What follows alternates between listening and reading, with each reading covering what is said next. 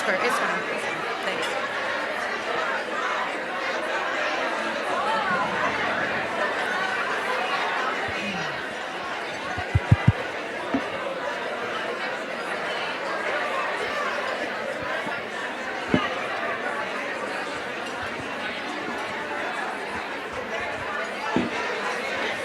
So, are you moderating? Pardon? Monique? The one in the black?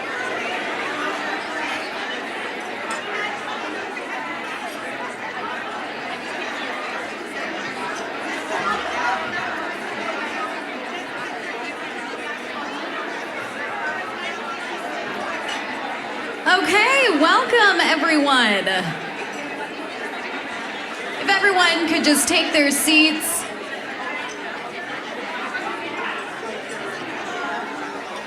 Do I need to speak louder? There we go. That works. If everyone could just take their seats.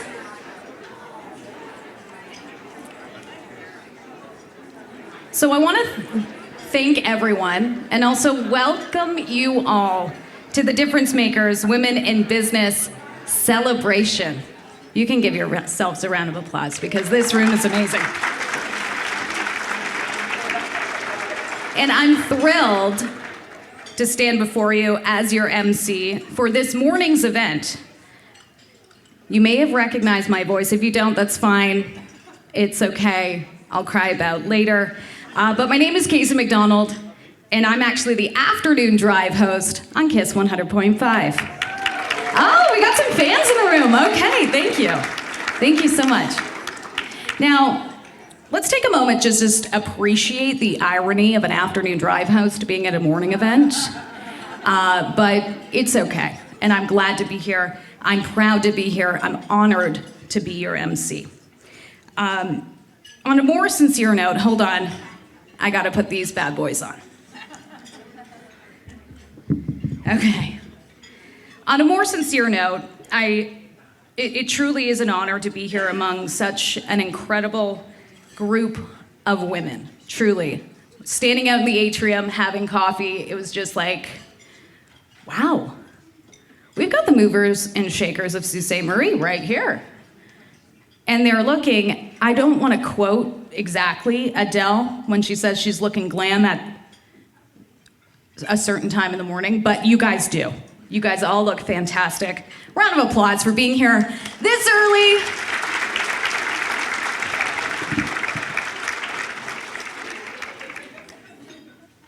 But I truly want to say, you've not only inspired me personally, but you've also been champions of our community, extending your warmth and hospitality to everyone. And it doesn't go unnoticed. And including your warmth and hospitality to myself as well. And judging by the packed room, it's clear that your welcoming spirit has touched many people and many hearts in this community. So here's to each and every single one of you, your strength, your resilience, your unwavering support for one another. So let's kick off this morning's festivities with a big thank you to all of you, every single one of you who has made this an amazing success. I'm gonna tell you to applaud for yourselves a lot. So it's all about recognizing yourself, supporting yourself, saying, yes, I did it, and everyone else can as well. So a big round of applause for yourselves, everyone else here.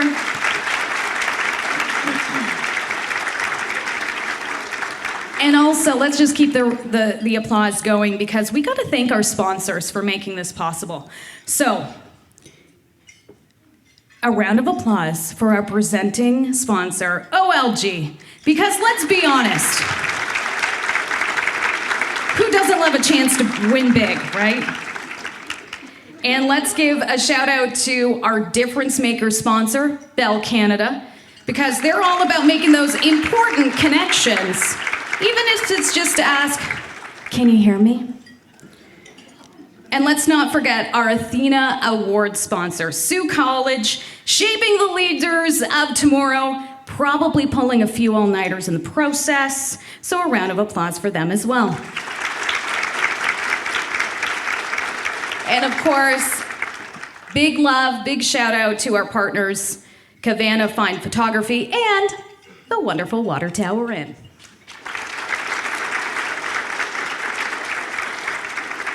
Now let's talk about Sault Ste. Marie. Not only is it home to some pretty stunning landscapes, trust me, I'm from Southern Ontario. It's nice up here. It's also brimming with talented and visionary women. And today, we've got a stellar lineup of these trailblazers who've graciously agreed to share their stories and their experiences with us. Each one of them brings their own flavor to the table. Different ages, backgrounds, career paths, but they all have one thing in common. They're the movers and shakers of our community, the difference makers.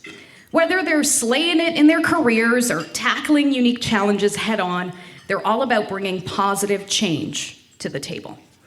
And what better day and better way to celebrate than International Women's Day? It's a day where women everywhere come together to celebrate each other's achievements. This year's theme, Inspire Inclusion. So how will you inspire inclusion? Whether it's through forging economic empowerment, supporting women in leadership, or simply championing the creative talents of women and girls. There's a role for each of us to play. And if you want to find out more of how you can inspire inclusion, just head over to internationalwomensday.com. No better day to do it than today. And now I would like to introduce Derek Jackson, President, Sault Ste. Marie Chamber of Commerce, to bring us the land acknowledgement and greetings.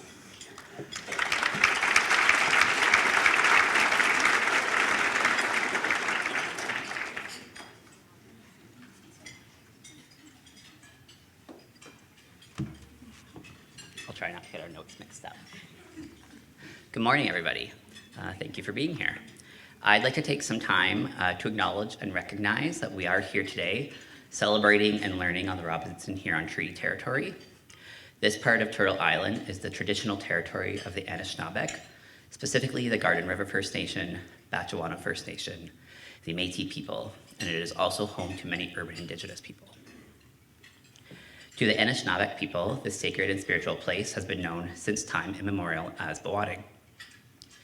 It is important that we understand the long-standing history of this land before us, the history that brought us to reside here, and to seek and understand our place within that history.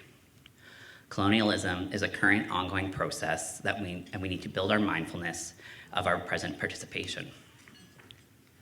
As we are here today supporting each other, listening and learning, we are acknowledging the hurdles that women have faced historically and continue to face in our communities. I want to acknowledge that Indigenous girls and women in our country continue to be at heightened risk of racism, violence, and sexual violence. We must examine the underlying social, economic, cultural, institutional, and historical causes that contribute to the ongoing violence and particular vulnerabilities of Indigenous women and girls in Canada. Like many of us here, my relationship to the land was more shaped by colonist tradition. I experienced great joy because of our land. However, I have also personally benefited from the exploitation of our land, as many of us have. As I continue to learn, acknowledge the past, and discuss the future together, I'll acknowledge our differences while I look to the ties that bind us. I personally commit that I will move forward with respect, a desire to understand our traditions and our connections to this land. As our community continues to listen and learn about the past relationships with our Indigenous communities, we are able to focus on the now and work together with a stronger relationship. On behalf of our Chamber of Commerce and the Board of Directors, we look forward to strengthening these bonds and thriving together in the future. I would also like to acknowledge a few special guests that we have here in the room today. So from our Chamber of Commerce Board of Directors, we have Karen Bird, our immediate past president and a past Athena winner. Lene Fragamini, our treasurer and past Athena winner. We have Sherry Burlinghoff, our secretary, and we have directors Allison McLeod, Carolyn Hepburn, Katrina McMeekin, Carrie Duell, Monique Morrison, and many of you would have been helped this morning by Dave Marnix, who is here to help with registration. We do also want to acknowledge our past president, Catherine McRae,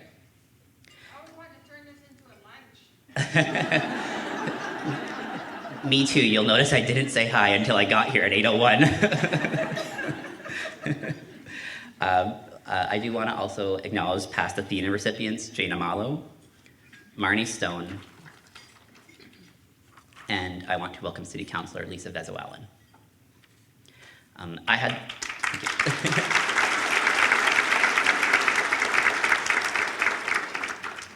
I had the privilege of spending yesterday evening with members of our chamber board and Traci from Athena International, who we'll hear from in just a few moments. We discussed many topics around women in the workplace, leadership, and society in general. We spoke to many existing and emerging challenges presented to women. It's always disheartening when you're talking challenges that face a certain group of people, but I also left feeling pretty energized and inspired, having listened and knowing that we have so many powerful leaders, specifically female leaders and men who support them on our chamber board and in our community and in this room. And those leaders are working to address those challenges head on. And as I often do, I'm now going to sit down and listen to those who know about the topic much better than I do. But I do want to leave one message. There are a few other men in this room, and please take this message and spread it. These women that are here today, the women that are tackling these issues, they're going to reach their goals, and they're going to win when they tackle these challenges. But it's going to be a lot easier, and it's going to happen sooner if we sit and we listen and we work with them together. So encourage men to show up, encourage men to listen, and to work with them in partners so that we can all do it together. With that being said, welcome. Thank you for being here today with us. And on behalf of the Chamber of Commerce Board of Directors and the Chamber of Commerce staff, I welcome you and I hope you have a great morning. Thank you. Back to you.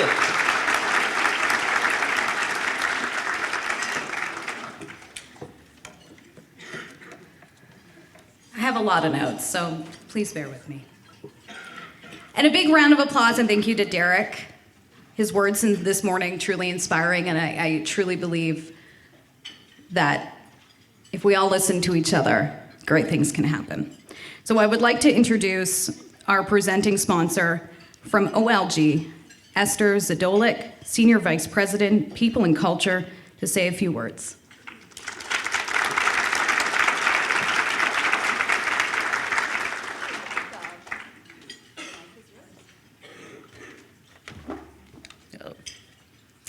Hello, everyone, and welcome to the Sault Ste. Marie Chamber of Commerce Women in Business Breakfast. I am so pleased to be here to speak with you this morning and to be joined by many of my OLG colleagues. Thank you to the Chamber for hosting this special event for more than 2 decades. I attended last year, shortly after moving back to Sault Ste. Marie, and I am thrilled to be here again this year. I want to thank the fantastic panelists for being here today. I'm looking forward to hearing your personal insights, perspectives, and experiences. And congratulations to all of the nominees for this year's Athena Leadership Award. Thank you for all that you do to help others, particularly women, realize their full leadership potential. The theme of this year's International Women's Day is Inspire Inclusion, which reflects the importance of diversity and empowerment in all aspects of society. Promoting equity, diversity, and inclusion is critical to OLG and to our success, and it's something that I am very passionate about, especially when it comes to gender equity. I believe that all of us can be a source of encouragement and inspiration to other women in our organizations and in our community, that we can make a positive difference for women, whether personally, professionally, or both. That's why this event is so important. It's a chance to come together to support, inspire, and encourage one another, and to celebrate change makers in our community today and to help foster the leaders of tomorrow. Thank you once again to the Chamber of Commerce and to all of you for being here today. On behalf of all OLGers, I'd like to wish you a happy International Women's Day.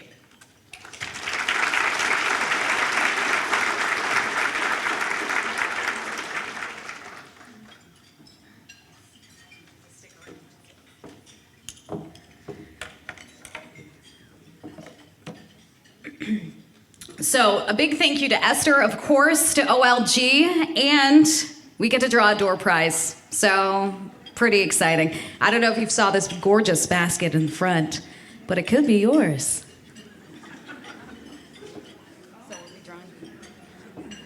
Here comes the box. Okay. I was a slight moment of panic. Okay, here we go.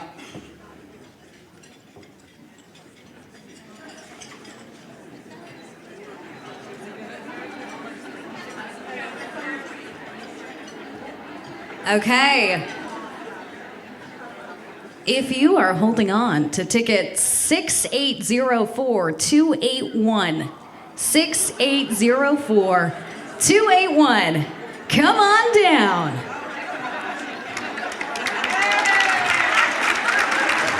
Wait, what? What is going on? Esther? No, sir, please come up to the stage.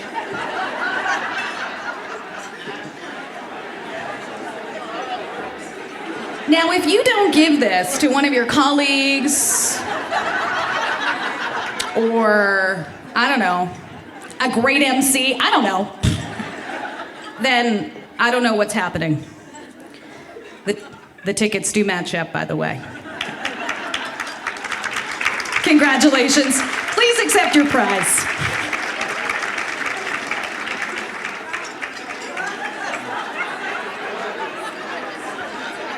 He looks so happy.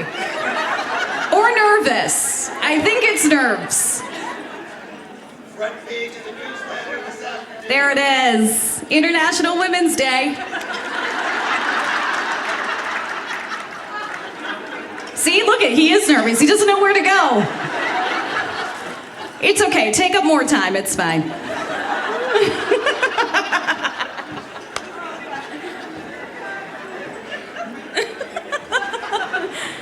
Oh, that's funny. Not surprising though, am I right? Okay. Let's get back on track. We will laugh about that, though. I will probably throw that in a few more times. But on a serious note, today we're here to mark not one, not two, but three significant occasions. Women in Business, International Women's Day, and a tribute to women in leadership through the presentation of the prestigious Athena Leadership Award. So a big thank you once again going out to Sault College for sponsoring that esteemed award. And let's not forget, today also signals the 22nd annual Sault Ste. Marie Chamber of Commerce Women in Business event. 22 years. Now, it has been quite the journey. 22 years of networking, empowerment, celebrating the achievements of extraordinary women in our community. And with a crowd of nearly 300, that's right, 300. We had to open up another table. There was a wait list. I feel like this is just getting started. But both men, women coming together, it's bound to be filled with inspiration and, of course, camaraderie. And also, to the men, I'm looking at you, sir, and all you other lovely men that have attended this morning, thank you for showing your support for the achievement of diversity, and in particular, these wonderful women today. Because you showing up here and showing your support publicly and winning prizes, I'm not gonna ever let that go. We will continue to affectionately refer to you as the smartest men in Sault Ste. Marie, and potentially, sir, the luckiest, if you get out of here without with that basket in your hands. So why is this event such a big hit year after year, and especially this year? Well, let me tell you, it's all thanks to you. Yeah, you. Yeah, I know you're looking at me, but look to your neighbors, people beside you, who somehow managed to squeeze us into your crazy, busy schedules to celebrate the incredible women and diversity in our community. And also, let's give her another round of applause to our awesome sponsors who generously support us and help us with this event growing bigger and better with each passing year. So thank you to our sponsors once again.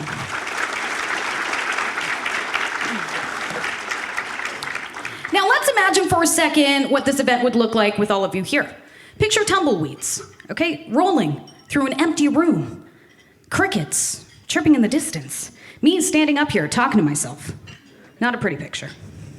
So a huge shout out to each and every one of you for making this event the success that it is. And now I would like to introduce at this time the wonderful Carolyn Hepburn, immediate past president of the Chamber and the 2018 recipient of the Athena Leadership Award.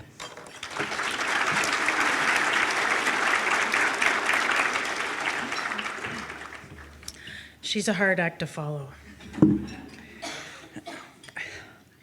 Absolute honor to be here today. Every year I look out and there's more and more. We're squished tighter and tighter. Pretty soon we're going to just be sitting all right up on the stage. It's amazing. I have the honor of introducing our keynote speaker today, who we're going to have do a few words by herself, and then she's going to join me for a little fireside. And she asked me to cut her, she goes, let's just save some time and we'll just cut my intro down. I'm like, no, we're not doing that. Traci Costa is a prominent figure in the field of women's leadership development. Her unwavering commitment to cultivating leaders has earned her numerous accolades, including the prestigious Athena Leadership Award in 2018, which is the same year that I won, which is crazy, right? Traci's commitment to empowering women led her to serve on the Athena International Board of Directors until she was named the president and CEO in 2021.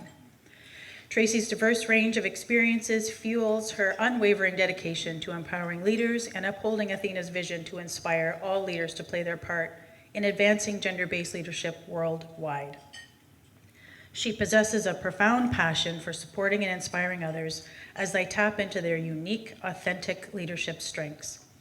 Traci is resolutely committed to instilling Athena's culture of empathy, compassion, and inclusivity, is that right? Yes, in workplaces and rewriting the leadership narrative. In March of 2023, Traci embarked on the Athena Enlightenment Tour, a global journey aimed at expanding awareness for Athena, strengthening community relationships, and amplifying the local Athena leaders who are affecting transformative change, championing women and girls within their communities. Please join me in welcoming Traci Costa to the stage.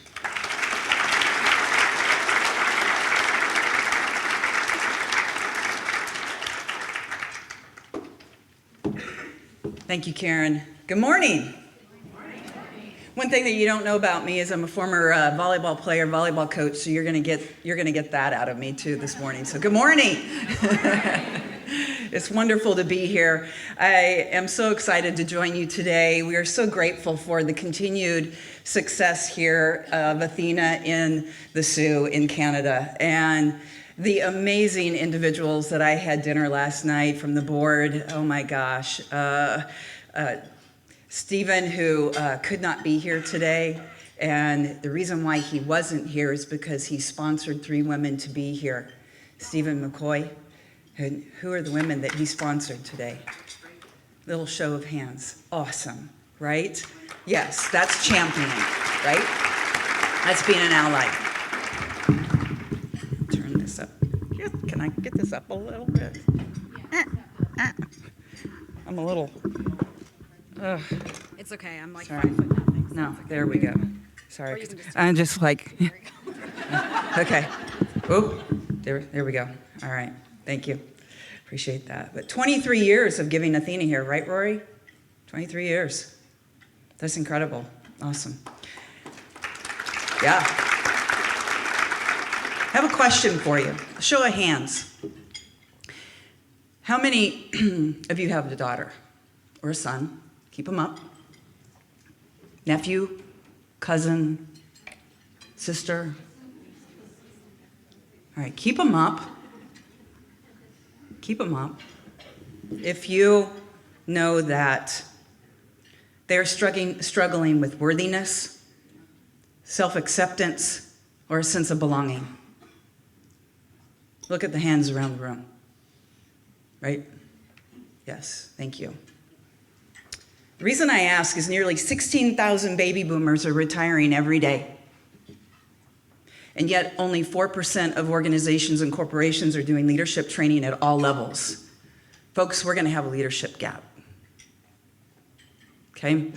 And this means that also that the young people that you just raised your hands for, as well as some of you, are likely to continue to struggle with beginning and or continuing your careers.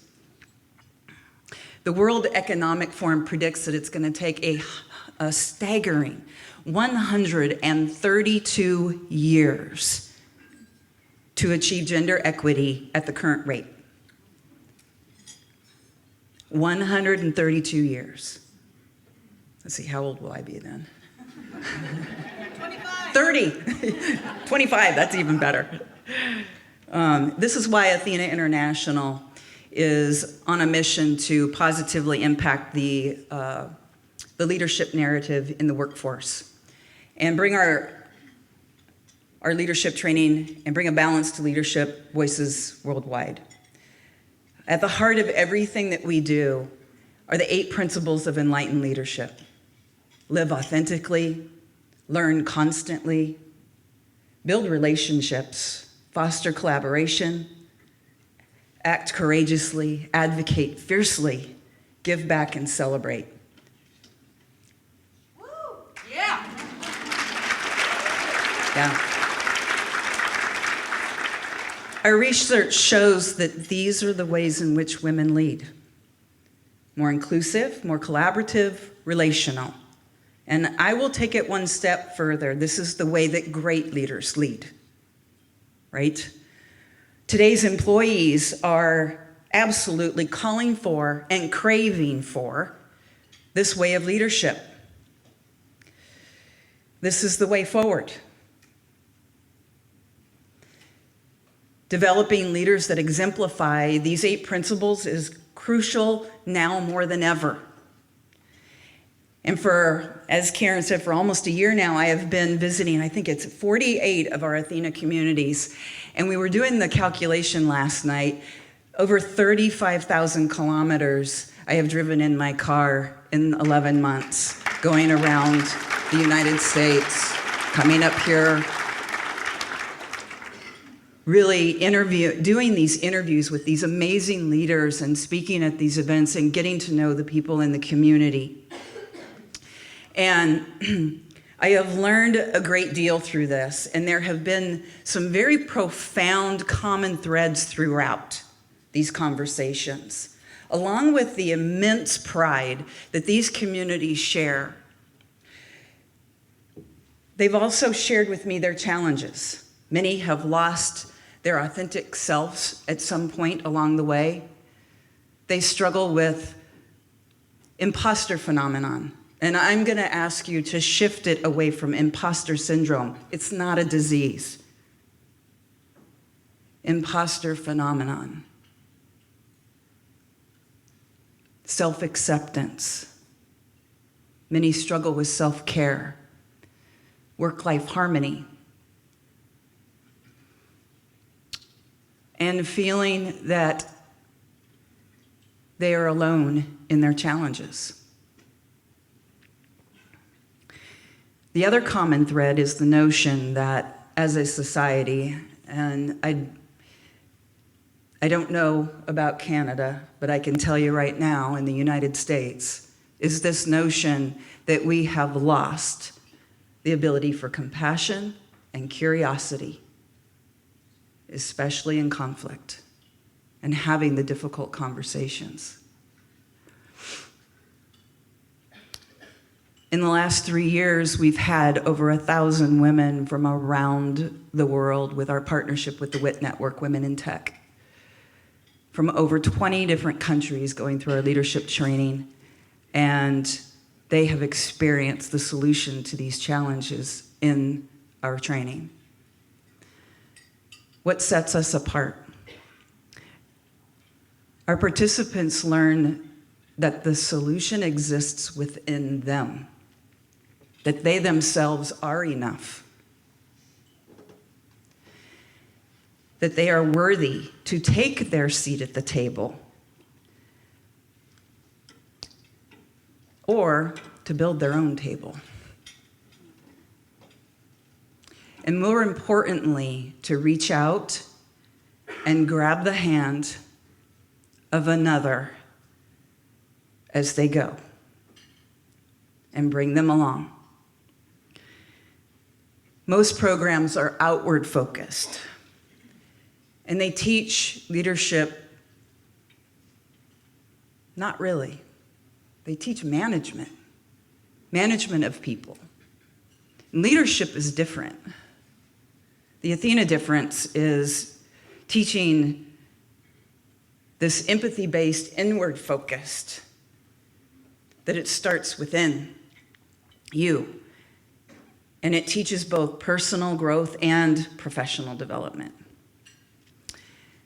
And many of our participants have experienced pay raises, promotions, recognition, or to shift away into a position where they are valued.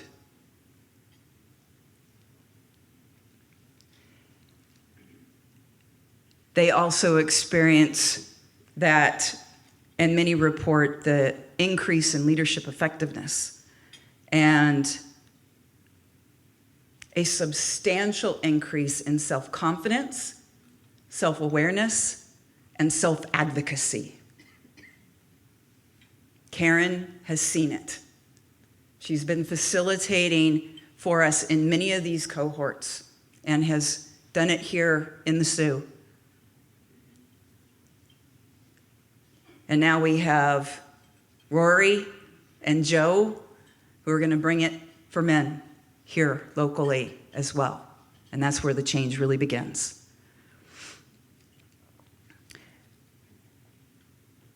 Athena's holistic experience transforms the life and leadership of our participants. I had a senior leader from IBM say, I have been through every leadership training known to man the last 32 years of my career. This not only transformed my leadership, but my life. And best of all, these participants are reminded that they are not alone in their challenges, and they also learn the different solutions to their challenges. For example, in my travels, I've come up with Athena's 7 C's to fostering collaboration. The 7 C's don't just exist on a map. Athena will bring them to you and help you understand them. And it helps an individual strengthen their internal relationship with themselves so that they can overcome flight, fight, fawn, freeze in conflict. It helps them come to a conflict in a more collaborative way. It's curiosity, compassion, creativity, courage, consciousness, coherence, and calm. Number 1, curiosity.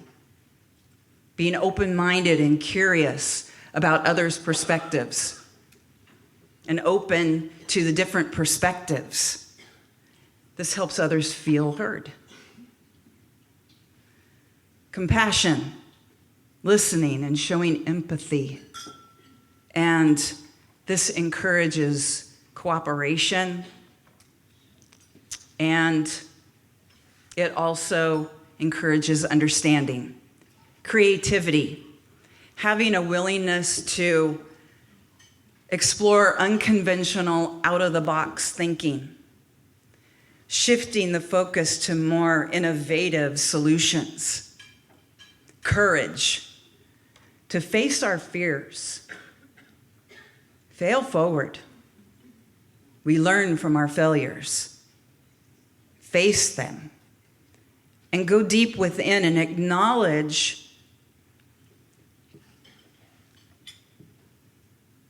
that we all have shadows. We all have that inner wounded child. Face that. Acknowledge that. It takes the power away from that. The shadows are the things that we deny and we repress and then project onto others from our own woundedness. And as we heal that within ourselves, we build stronger relationships. Consciousness, being mindful and aware of our own emotions, our own intentions, and remaining grounded and neutral instead of being triggered by repetitive, unhealthy patterns of behavior, and focusing on the glimmers rather than those triggers. The glimmers are the things that inspire us, that bring joy, that we feel safe with, right? The triggers are the things that we fear, anxiety, that spark sadness. Focus on the glimmers. The more we focus on the glimmers, the more glimmers we will bring into our life. Because what we focus on, we will attract more of. Number 6, coherence. The mind-heart coherence.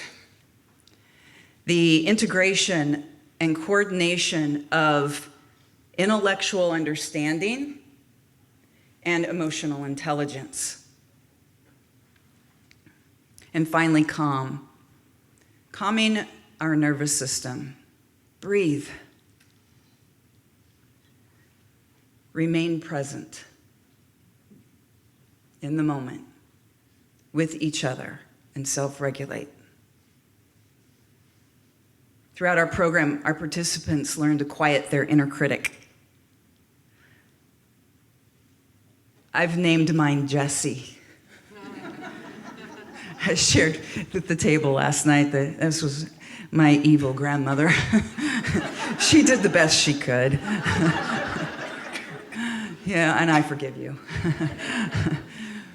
But so it's been two kind of healings for me, because we've had some really out loud conversations in those over 35,000 kilometers that I've driven. But also embolden that inner fierce advocate. She's quieted Jessie down.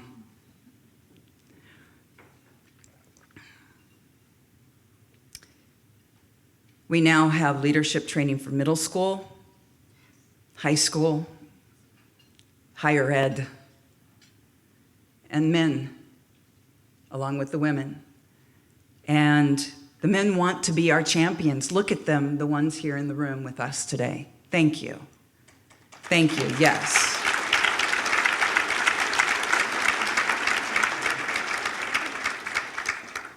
This is why we are driven and on a mission to partner with local communities like Sault Ste. Marie to definitely positively impact the leadership narrative worldwide. So I hope that you'll join us, contact Karen and Rory and Joe as they move forward with bringing more cohorts here. Join us in building a stronger, more resilient generation of leaders so that we can all be stronger together.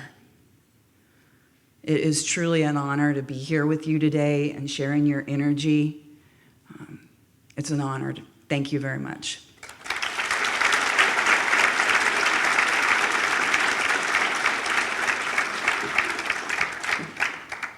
As I elegantly step on the stage.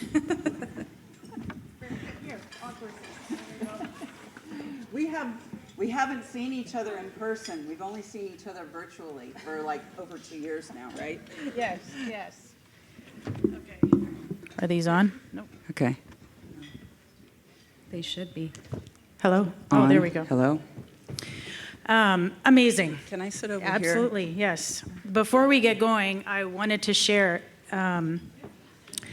it's amazing how the connections and the similarities continue to build as we go on our journey. And I've spent the last week in Vancouver at a conference, it was called the Share Summit around social investing.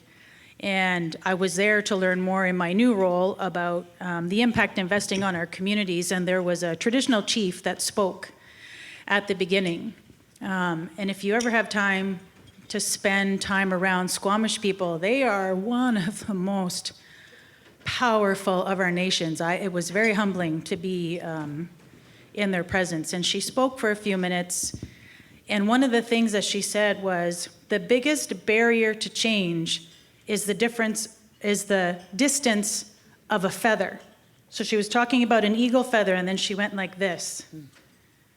And the stem of an eagle feather to the top of the eagle feather is here. And you talked about and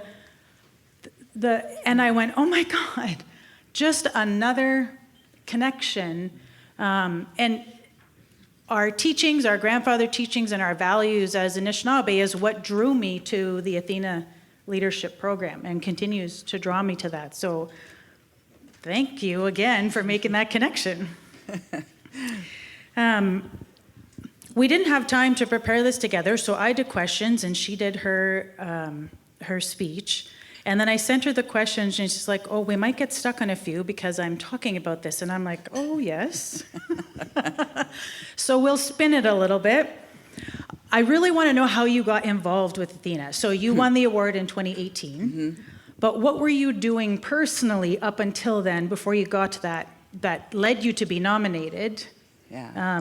What was your passion in the community? Wow. I spent my entire life working with young women, coaching, and didn't always get it right. But like Maya Angelou says, once you know better, you do better, right?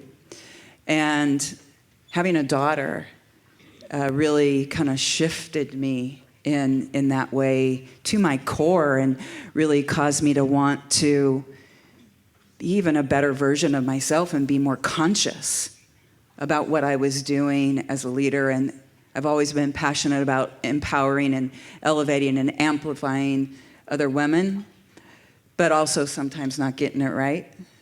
We all have a tendency to be a little competitive and also not behave properly in our own woundedness sometimes, right? But I was doing leadership at Olivet College, and I was tapped to launch our leadership initiative in Olivet, Michigan, and at the college, and quickly surrounded myself with some of the most empowering, amazing women leaders around the state of Michigan to be my advisory council, and just being mentored by them and being in the presence of the youth. There are so many times that we as mentors or sponsors, we think we're the one that is imparting the knowledge, and actually I gained a great deal. It's circular.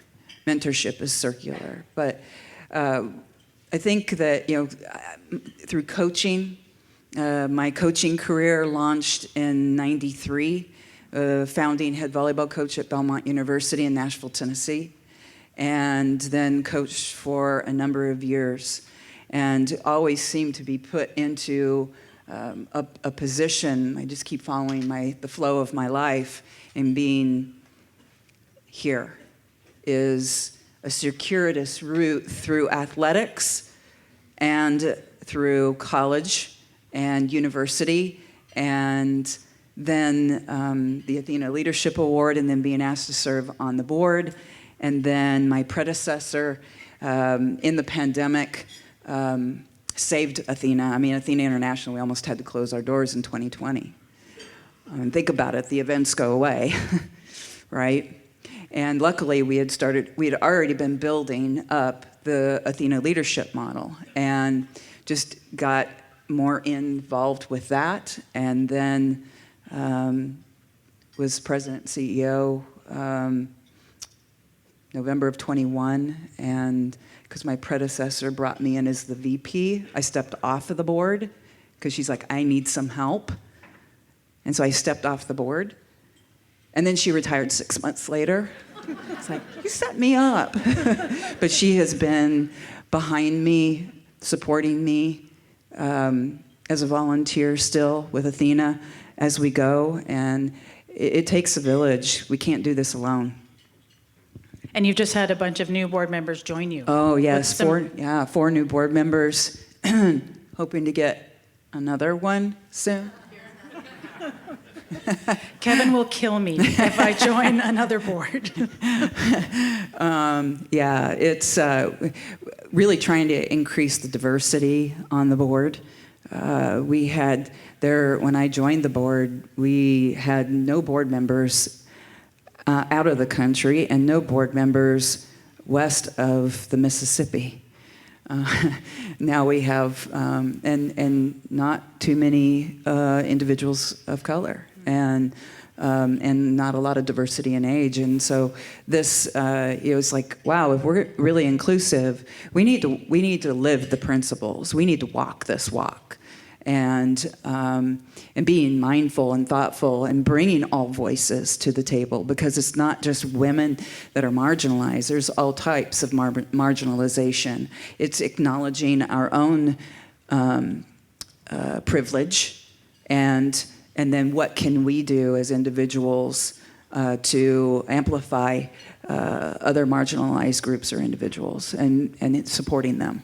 So that's a good segue into the question around globally. So we know a lot now about what Athena is doing in North America, but globally, what does Athena do? Yeah, our leadership training, we also do the Global Award, which we've had several Global Award recipients, and we're hoping to have a conference next January.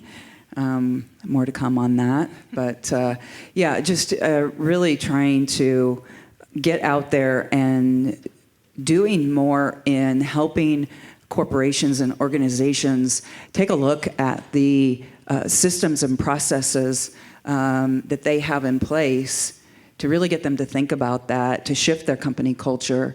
It's even so much as looking at the way that they do their job descriptions, how they name it, what they put in it, really impacts who they attract for the job. And also just getting our leadership training out there into more communities. I want to get it translated into multiple languages, getting the focus on Indigenous peoples and Native peoples, as well as Portuguese, Spanish, Asian. We also have leadership training for women that are incarcerated or formerly incarcerated. There's a great stat around that of women that go through that program. Yeah, we're shifting the program now from what it used to be, but it really the stats that we had on that were very profound, and like 100% of the participants said, if I had had this when I was growing up in middle school, I would have never ended up in prison to begin with. Because our leadership training gives them the foundation of who they are and really solidifying their core values. And when life challenges hit them, they are able to be more resilient in facing those challenges, because it's going to come at us. Are we grounded in ourselves, or are we going to be swayed by the dollar, or are we going to compromise our integrity for that position? Are we going to keep our voice quiet? Are we going to not apply for a position where we don't check off every single box? You see it in the cohorts every single time. We have women that they feel like they got to check off every single box before they apply for a position, when men, they will check off, what is it? Maybe half. Third to 60% max. And they go for it. And they go for it. So believe in yourself. You're worthy. You are enough. Go for it. I ask this question to almost every participant that goes through the cohorts. And so my favorite principle is live authentically. It's taken me many years to figure out what that is. What's your favorite principle? That one is, without it, you're blowing in the wind, right? But think of late, that one is one of my top ones, but build relationships is absolutely my favorite right now at this point in my life, because really, as I had talked, and it's been my own journey as well, is we cannot have strong relationships with others if we don't have a strong relationship with ourselves. Can't. And what does that entail? That entails self-care, self-awareness. In my own journey of discovering my own and accepting my own neurodivergency, that I am on the spectrum, and that I need self-care and I need to take care of myself, because when I don't, I can't keep my mask up and I don't show up real well. And I might have an autistic meltdown that if I don't take care of my emotional wellness, my environment, making sure that my physical living space is good for me, if I'm not taking care of my mental health and learning, if I'm not taking care of my physical health and being active and eating whole foods instead of the processed, sugary stuff that just doesn't do me well. That tastes so good. I know, especially, oh my gosh, I'm a dark chocolate. Allison, thank you. And our social needs in having those strong relationships and my spiritual well-being, meditating. I'm a water person, getting on the water. I get on my paddleboard as much as possible. I don't care how cold it is. I have a wetsuit. Let's get out there, and be active and giving myself permission to not be perfect. It's okay to not be perfect. We can't be perfect. Nobody's perfect. But giving ourselves the permission to fail, giving ourselves space and grace to do that, and forgiving ourselves, and really managing that self-talk, that literally that inner critic. Name her or him and talk out loud to them and ask them, okay, was that really true? What part of that's true? Okay, if it's true, let's go there. Let's look into that. Let's deal with that. Let's sit with that. If it's not true, then pipe down. Who do you talk to more than anybody? Yourself. And if you wouldn't say it to someone else, or you wouldn't say it, picture that little girl or that little boy. If you wouldn't say it to them, then don't say it to yourself now about yourself. You deserve better. Be kind. So building that strong relationship with myself is directly impacting my external relationships. Thank you. I couldn't have said that any better myself. So in the essence of time, and to respect that we do have a panel of amazing ladies that are coming up, we have other questions, but we're going to pause it here. I want to say thank you so much for spending time with us and coming up here. And anyone, if you have time, please visit with Traci afterwards. I will lend her out for about an hour, and then she's mine for the rest of the day. Thank you. Thank you.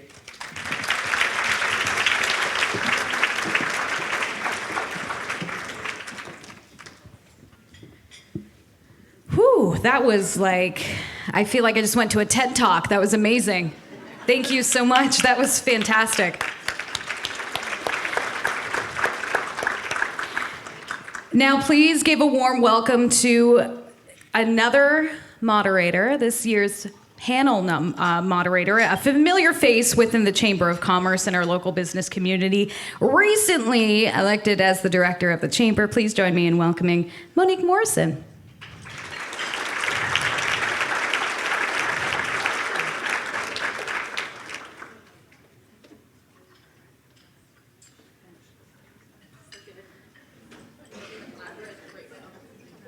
What an entrance. Love it.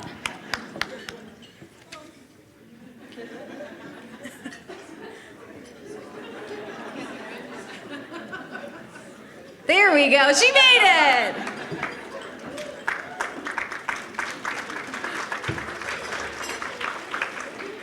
Hi, good morning, everyone. I am jacked up.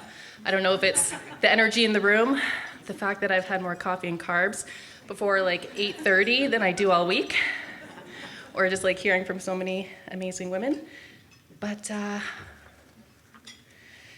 this year we have quite a unique lineup of panelists, and as they make their way to the stage, I'm going to introduce them. So Lisa, Jennifer, and Carolyn, please make your way. Lisa Vezeau-Allen began her lifelong career in the charitable sector after joining her first board of directors at the age of 18. She has led organizations, has been instrumental in multiple project initiatives, and understands the power of collaborations and giving back to communities. She was instrumental in founding the Youth Advisory Committee, committing neurotypical and neurodiverse youth within her board role at the Autism Society of Boulder County, and was selected as a YUSA Innovation Award as Director of Development for the YMCA Boulder County, having established a mentorship program to support young people attending extracurriculars. She founded in 2019 Grocer for Good Ability Development Program, a charitable organization focused on employment and training for folks with barriers, and her work at G4G has awarded her the Police Services Community Excellence Award in 2022 and the Algoma Public Health Public Champion in 2021. She has served as a city councillor since 2018, participates in multiple boards and committees in that role, and in her personal life, she continues as board president and active volunteer at Grocer for Good and is president of the Board for Autism Ontario. She is a proud member. She is most proud of being the mom of 3 young adult sons.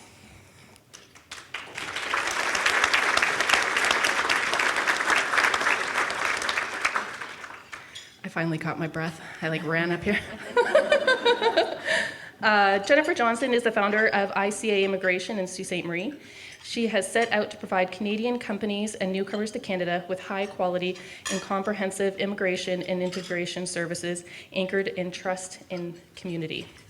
Jennifer is a regulated Canadian immigration consultant, a holder of a Master of Education degree in Adult Learning and Global Change, a licensed group facilitator, and a qualified administrator of the Intercultural Development Inventory. Her previous work in employment services and international education inspired her to combine the technical aspects of immigration, for example, work permit application, with the social aspect of community cultural harmony, equity, diversity, and inclusion training and consulting.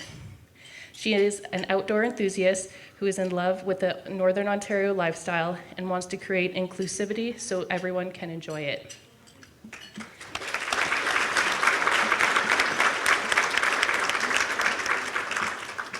Carolyn Hepburn is a proud member of Fort Albany First Nation. Carolyn first joined Sault College in 1999.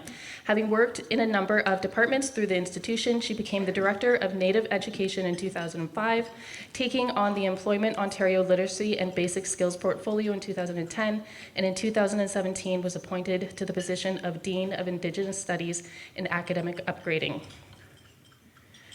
Currently, Carolyn is the chair for Colleges and Institutes Canada's National Indigenous Advisory Committee, chair of the Indigenous Peoples Education Circle, representing all 24 colleges in Ontario, and a member of the Ontario Heads of Upgrading Programs. Carolyn is committed to fostering and strengthening the collaborations and partnerships needed to support a collective effort towards truth and reconciliation. She is committed to providing culturally relevant post-secondary learning opportunities and experiences that not only contribute to the learning aspirations of all students, but also contributes to the wider recognition of Indigenous peoples in place within Canada.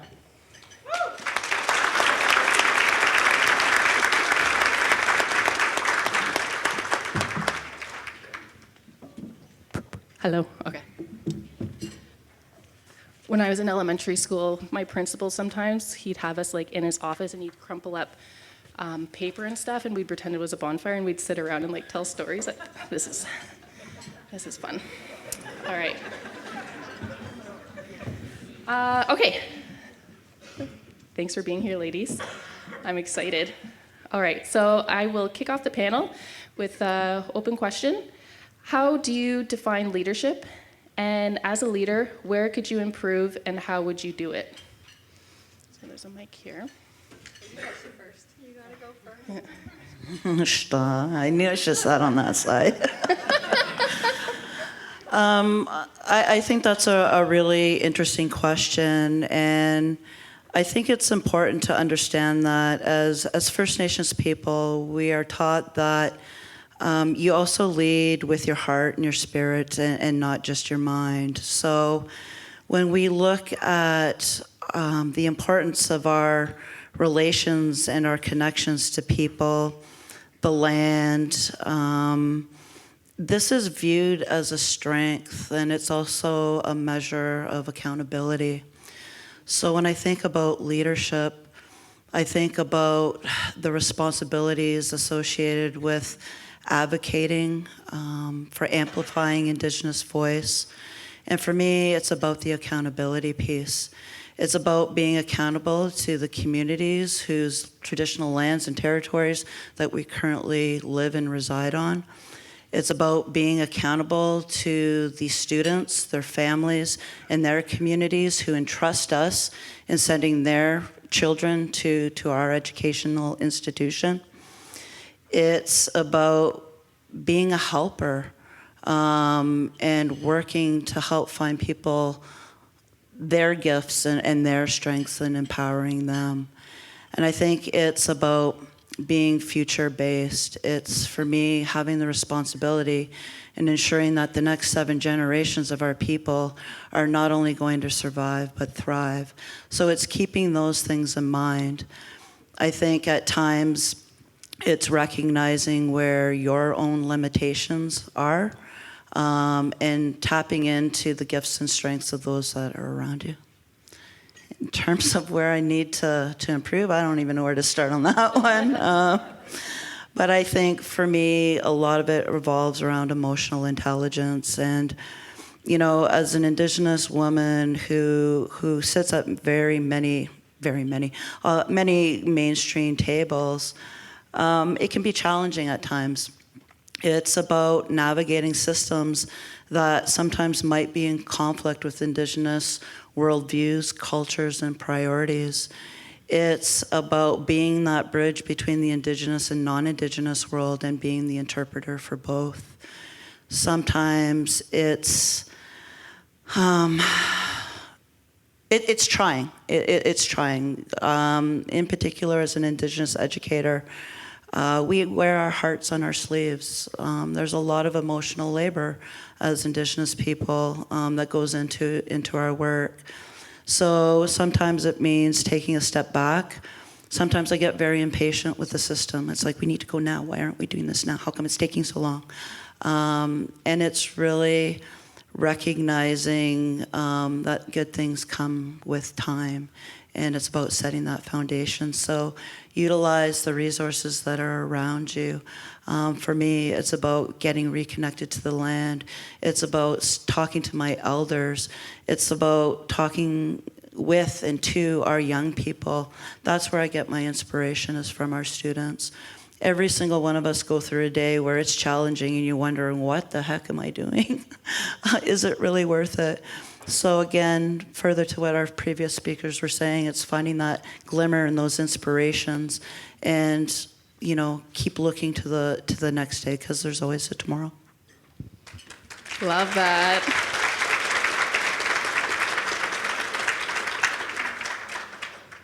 Good morning, everyone. I think in terms of leadership, leading with kindness is really critical. we've been fortunate at Grocer for Good. We've been working with a group of consultants since June, and we do a weekly operations meeting. And the lead of that always starts the meeting with, how are you doing today? What do you need?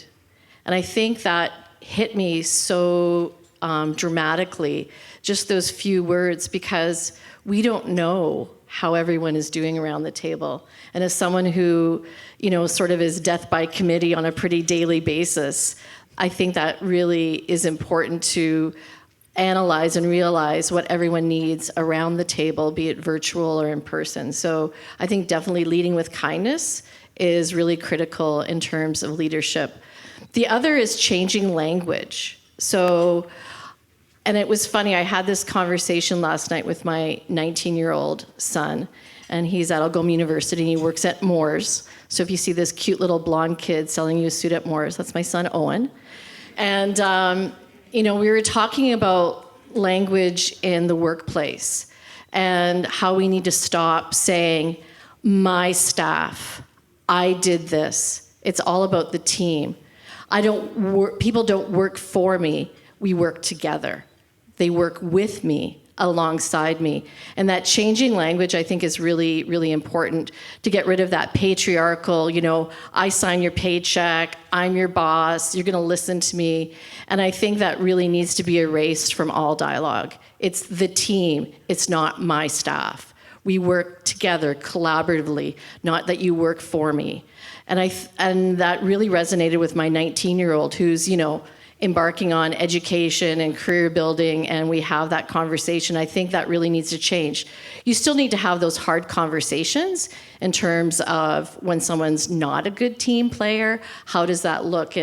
But changing the language around how we as leaders work, I think, is really, really critical, in especially building up young people. My third is mentorship. And mentorship, I think, for all of us is really critical. We need to have our own mentors, and we also need to mentor. And what's been really interesting is a young woman that I mentored, I want to say 15 years ago. She was a Sault College student, and she was a co-op placement with myself. And many of you probably know Celia Trahan. And we've maintained that mentor-mentee relationship through that time.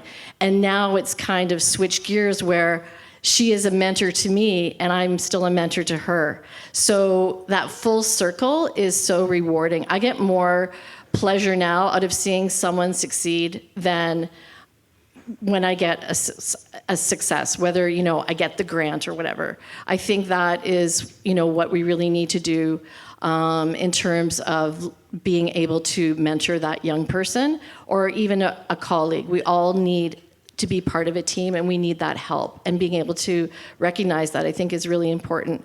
And I think that's where I need to improve is seeking out more people that I can mentor.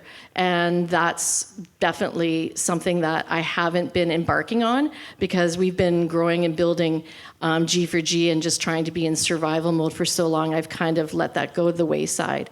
And I agree with Carolyn, patience is really something that I struggle with, especially because a lot of things that I do in my work life evolve around granting applications and waiting for grant results. This last grant that I worked on, it was a year and a half working with the granting officer. I felt like we were dating, but we weren't, and it was like, is this ever going to come to fruition? And it did, which is, amazing. But having that patience, I think, is really difficult because when we're creating change, we want it to happen. And it really hit me about a month ago because we do at G4G employ people with barriers, and it could be that they have a disability, they could be neurodiverse, they may not have education, they may come from the justice system. So it's a whole bunch of barriers. And a young person that has been with us, she's an OG, so she's been with us for 4 years, finally got mainstream employment. Woohoo! So the patience and the perseverance, while it is difficult, change does take a really long time, and it's just kind of giving ourselves that understanding. So thank you so much for letting us talk about it, and really appreciate having the opportunity here today.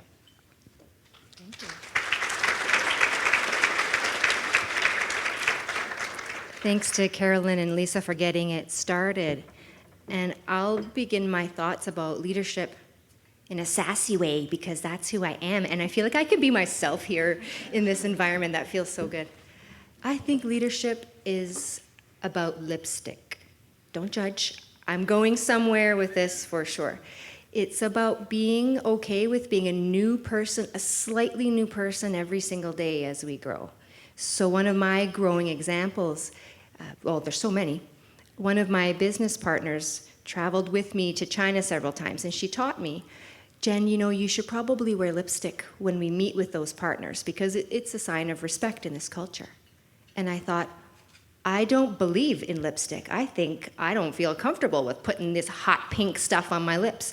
But I did it for something new. I changed myself a little bit that day, and I was open to trying something new to show respect in a new way. So I wear my lipstick today for you.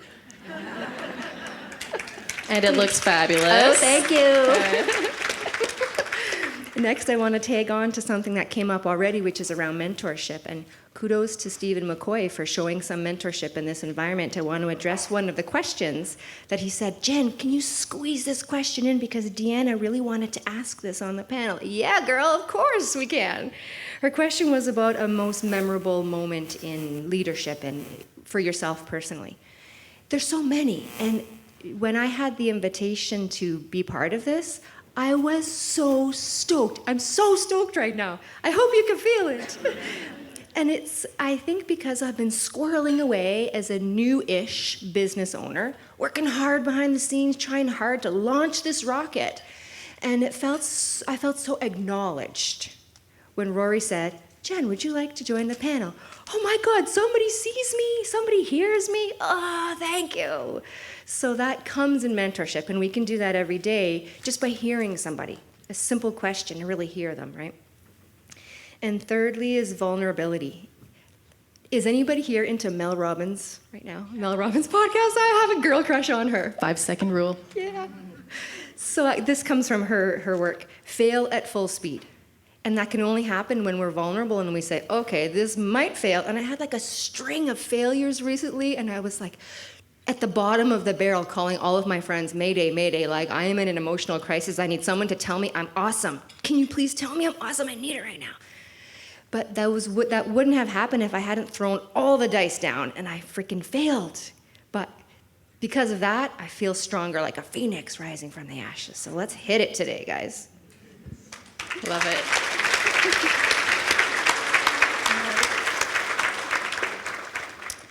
I'm going to go to Carolyn next. So Carolyn, we often hear the phrase walking in two worlds. How does this impact your approach to diversity and knowledge transfer? Ooh, that's not easy questions. You know, when you walk with a foot in both worlds, it's really having to be knowledgeable of both. And in terms of the work that I undertake and the tables that I sit at, it's important to recognize that when it comes to Indigenous peoples' knowledge, ways of being, doing, seeing, mainstream are on their own journey in terms of where they are with their own understanding and experiences. We work with individuals who have never stepped foot on a First Nations community, who have never sat down and had lunch with an Indigenous person, who maybe have never met an Indigenous person. We work with individuals who are attempting to be allies, who are taking risks and encouraging those relationships with one another. And we have others, and I think from an educational context, who are taking a really deep pedagogical dive in terms of working with our students. So it's recognizing that people come to the table with differing levels of understanding and experiences, and being able to work with individuals where they are within their own learning path. So I think for me as well, it's important to recognize that as an Indigenous woman, I'm not the expert on everything Indigenous. So by virtue of being an Indigenous person, I don't speak on behalf of Canada's, nations. I can only provide my own personal lens and experiences to the table. So I think it's important that we utilize our resources. And again, it comes back to these relations, these interconnectedness, recognizing and utilizing the expertise within our communities, because I sure as heck don't have all the answers. And it's about providing, I think, space. It's about providing the space to have not only safe space and safe conversations, but brave conversations, because this work can be uncomfortable. And the reality is that as marginalized people, we live with and we face discrimination and racism every single day. And I tell people it's not like I can go home at the end of my workday and take off my skin and hang it up. And, I live with this 24 hours a day, 7 days a week, 365 days a year. So for me, it's important, how do I create opportunities where I can translate people's maybe theoretical knowledge and translate it into that heart? And it comes back to that teaching with that eagle feather. And when I hear about the Athena program and the parallels to my worldviews and way of being, it's absolutely incredible, because I think that's the core. So at the end of the day, recognizing and appreciating where people are in their own learning journeys and working from there.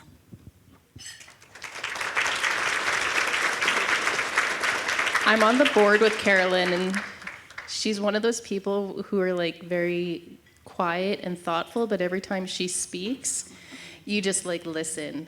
And she's very, she does it in a way where oftentimes she asks questions she gets her point across by asking questions so what do you think about this? And we're all yeah. And so I just love listening to you. Sorry, I got another question for Carolyn. No, I'm just kidding. Okay, so I'm going to go to you, Lisa. The local government has made some strides in having women become more involved. What measures can be taken to ensure that more women do become involved? So out of a city council of 10 members and 1 mayor, we have 3 women that are currently elected. So we definitely don't have gender equity. I was fortunate to be part of a campaign put on by the Association of Municipalities of Ontario called AMO. And it was called We All Win campaign. And I was featured because I am a parent of a son that's neurodiverse. And there's very few of us around the table. So I found that very profound, that I am an anomaly in local government. And I think what's happening is, and it's been really amazing through both, pre-pandemic, pandemic, post-pandemic, is when I go to conferences, be it whether it's in person or virtual, all of us gals get together. So I have city councilors in Kenora, Tillsonburg, Woodstock, Chatham-Kent. We all have created our own little posse. And we all talk about the same things, the same struggles, the same, roadblocks we may hit. What I will say is that there is a shift, and I'm really, really happy to see that shift. And it's our job as elected officials to make sure that we support other diverse groups and individuals in running for elections. And, there are a lot of issues that come to play. One is finances. Signs cost a lot of freaking money. My signs were over $2,000. So there's a lot of barriers that I think as we look at policy and as we look at creating inclusion, that we can make those changes. I would love to see 0 signs. I think that if we kind of start there and make it more accessible and affordable for people to run. And it's also, when you have children and it's I've got to go to a meeting, but I can't afford to pay for the daycare. So there are definite barriers, and those conversations are happening. throughout Ontario with the group of women that I discuss, and we all share those same ideas. But it's really up to us to create that movement and to make sure that we engage other individuals in running. And I will say, in this last election, we had Lewis, who's originally from Mexico, run, and we had Merrick, who came from the Youth Advisory Council that was, under 25. So the shift is happening, but it's up to us as leaders to encourage and to have those conversations with individuals that want to run and let them know that it's not that scary, that it's going to be okay, and that we can help them to make it more welcoming. And I want to put a shout out. We've got 2 tables here of women from the corporation of the city. So the city's here represented, and we've got a lot of amazing women in the corporation that are in leadership positions. So it's happening from both an elected level and an employment level. So thank you for having me talk about that. Thanks, Lisa. When I moved back to the Soo from Edmonton in 2011, you were like, I worked as a server at this restaurant that's no longer around called Pana, and Lisa had a place beside, and she'd always come in and she was always talking about the things that she was up to, and you were actually quite an inspiration. I was like, wow, when I grow up, I want to be Lisa. Me too. Okay, Jennifer, you recruit clients from overseas. How do you make sure that they are ready to accept diversity and build a workplace that can retain them? I have to lay the foundation. Thanks for this question. The nature of my work involves bringing 2 parties together that I think are looking for each other. So I work with employers, mostly in the Soo in Northern Ontario at the moment, to help them recruit talent, and my specialty is foreign nationals. So there's a process they have to go through sometimes called LMIA. So that's my service. On the other side, I do the technical pieces required for the individual or the family who's trying to immigrate to Canada. So those are like 2 halves that need to make a whole. And the way that I approach it is that I make them do it. I embed intercultural skills building into the service of recruitment of foreign nationals. So that means the team in Canada receives support on their skill building, so they can become even better, even more comfortable dealing with, speaking with, reaching people who think differently than them. We're always working on this. Like, nobody's perfect at it, right? It's a long, long, constant journey, and it's awesome. On the other hand, an individual themselves has their learning, so we support the families coming with intercultural training so that there's like the hope of one more degree of harmony in the process of bringing those different thinking people together. It's never perfect, but at least it's a little bit smoother by embedding those supports, and it's necessary. You can't have my service without doing this part. Ha ha ha, got you. I love that it's like sneaking in the vegetables. Yeah. Can I do one? Okay, this is going to be the final question. I'll do one that for everyone. So, as you have all established yourselves in your own unique careers, have you come to any realizations in your own experience that you wish you had known earlier?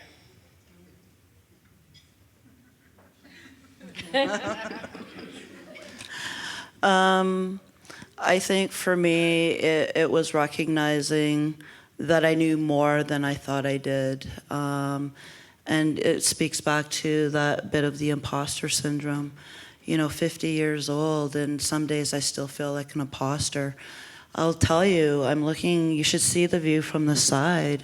And when I see the power, the experience of the people sitting in this room, it's intimidating. I'm not gonna lie. And part of me wonders, why am I the one sitting up here? Any one of you could be up here as well. So I think it's celebrating those gifts and those strengths, but being humble as well. We do this for the cause, not the applause. And I think that's really, really important.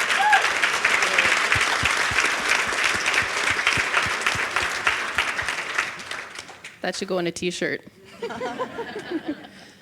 you ladies want to? I don't know how I go after that one. Carolyn's always so inspiring. What I wish I knew. Definitely when I was growing up, I got involved in community theater.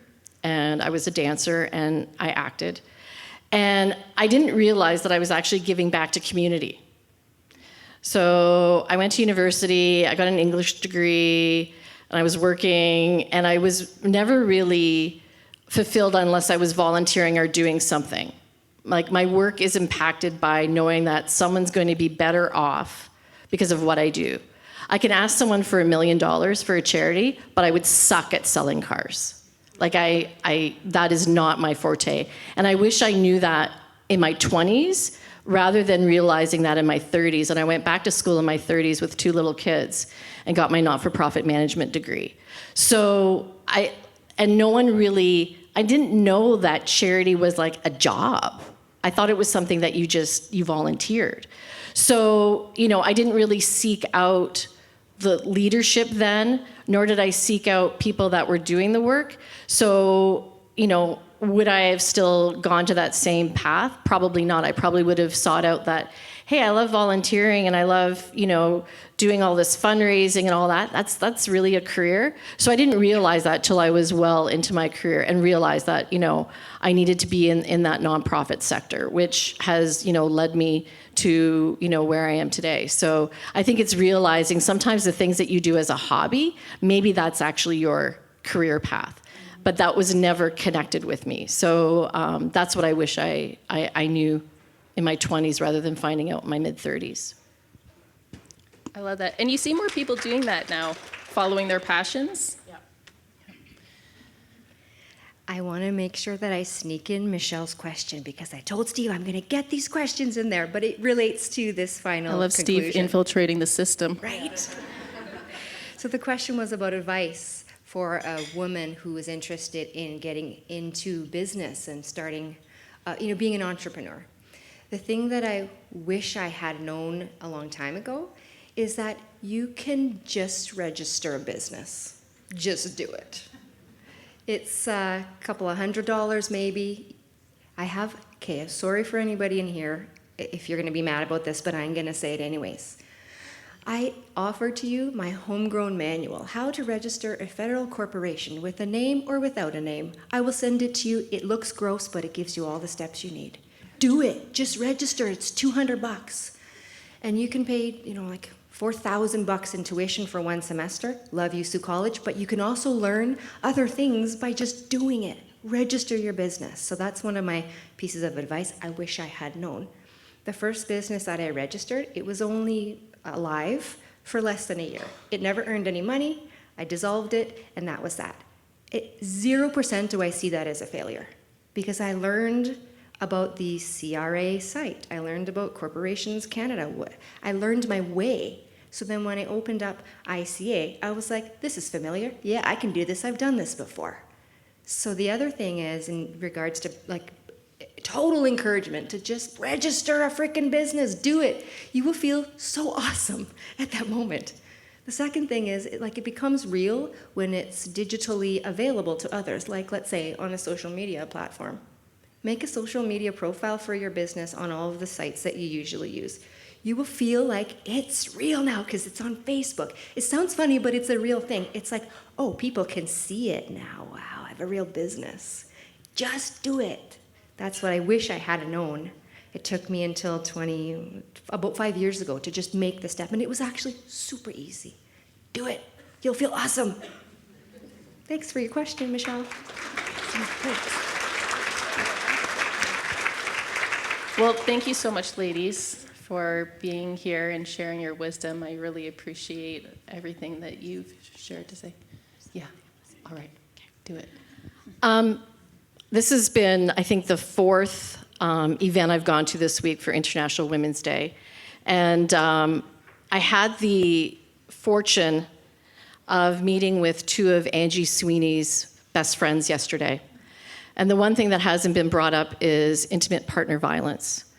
So globally, according to the UN, in 2022, 133 women and girls are murdered daily by their father, their brother, their partner.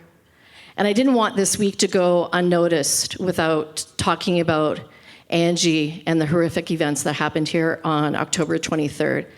And what was really amazing for me, I sit on the Autism Ontario Board of Directors, and we're all over Ontario. My inbox was full. My phone was beeping from all my board members and management saying, "Are you okay? What's going on in the Soo? What can we do?" So I met with Lindsay and Renee yesterday, and I'm nervous, and it's still so emotional when we were talking about the theme for International Women's Day, and how can we have inclusion when we have so much violence. And I asked them to give me a statement, and they did. Inclusion thrives when individuals feel safe to share their thoughts, ideas, and concerns. Remember, inclusion is not an endpoint, but an ongoing journey. And I want to applaud Lindsay and Renee and the work that they're doing. And I just didn't want us not to remember what our community is still going through. So thank you for the opportunity to speak freely. Thank you, Lisa.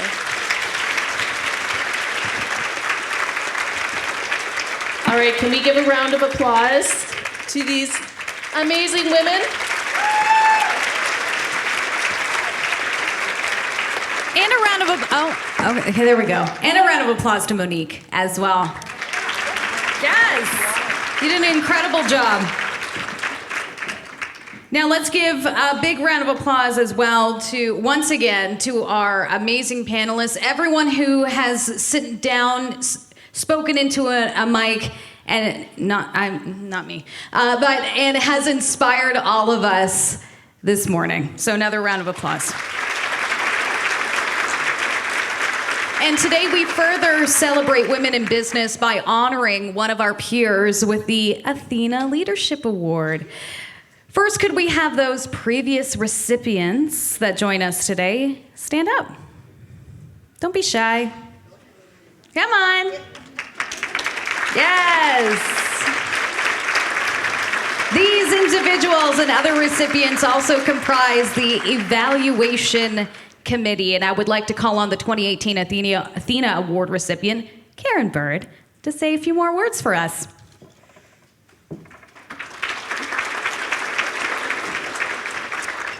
I know we're running a little behind schedule and everybody needs to get on to work in your day, so I'll keep this short. I'm coming up to do two things. One was to promote the program, and the other one was to introduce a new Athena that we've welcomed to the community.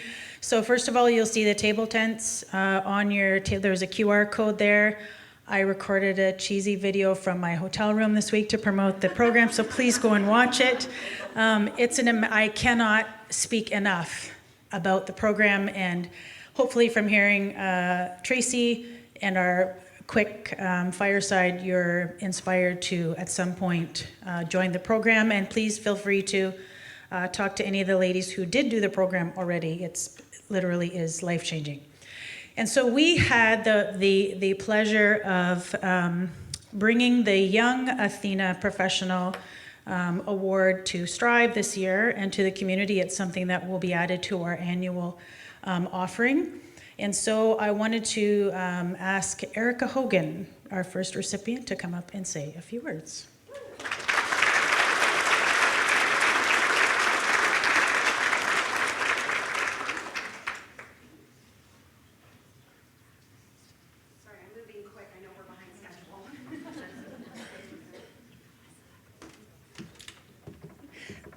Sorry, I'm a lot taller than this. Okay, everyone can hear me okay? Good morning, everybody. So let's see. First of all, thank you to the Athena past recipients, Chamber of Commerce, for allowing me to speak today. My name is Erica Hogan. If you do not know me, you may know me from Hogan's Homestead. We have pretty good maple syrup, and or the Piper Project, which was founded in October 2020. Now, I was told that I have 3 minutes. Do not put the hook on me. I will be very quick. But I want to just talk about why I'm here. So in January of this year, I was humbled and honored to be awarded, be the first recipient of the Young Athena Award at the Strive AVAs. When I was asked to say a few words today, I found myself at a loss. And how do I put this feeling into words that would resonate with you today? And I've yet to find them. However, what I can say, it is unbelievable to hold this honor with so many amazing women who have received this award and those who will be receiving this award in years to come. And I would assume that anyone who has held this award has been asked many times, how do you do it? How do you continue to inspire women and individuals in our community each day? I know I get asked that, and I usually smile and I say, I don't know. And that's the truth. It really is. And I know that myself and all past Athena winners are probably trying to do the same thing, make a big difference in what we might feel in the smallest of ways. And I'm not from Sault Ste. Marie. I've been here for 10 years and I would never leave. It is not my hometown, but it is my forever town. And because of the experiences that I have had, I feel like that is the reason why I'm here. I grew up in a broken home, foster care, and I jumped around, not knowing who I was or who I was gonna be. The odds were always stacked against me. And I stand here facing adversity every day, having two beautiful girls I get to hold at night and one that looks over me who reminds me why I'm here. And I want you to take that in for a moment. It does not matter what life has given us. It does not matter how dark things can be. There is always a light, and we have to remember the young women, children, and individuals in our community who are watching us. It does not matter. The darkness will go away. That sun rises every day. So after I found myself reflecting, I kept going back and looking at this award that I have on my mantle that I told my husband he couldn't put beside his. I'm serious. But it reminds me that that award every day is going to be one of my reasons, along with my 3 beautiful daughters, so I can continue to make my dreams, crush my dreams, and make new ones. So I am grateful to have my name listed with every single amazing woman that is listed today and will be in the future. So congratulations to the next winner and to those who are up and coming. And I want to say happy International Women's Day to every woman and man, even though you won the prize, who is helping us celebrate International Women's Day. I want to remind you though, every day is International Women's Day because we are badass bosses. So remember that, and thank you so much. Stay sweet.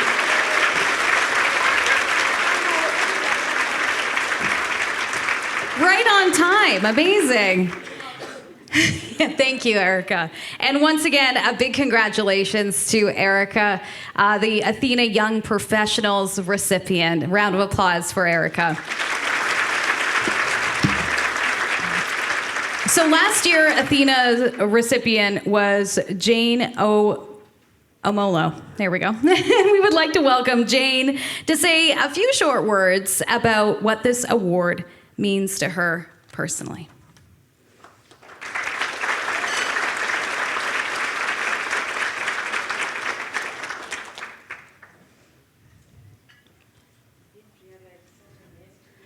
It's all right.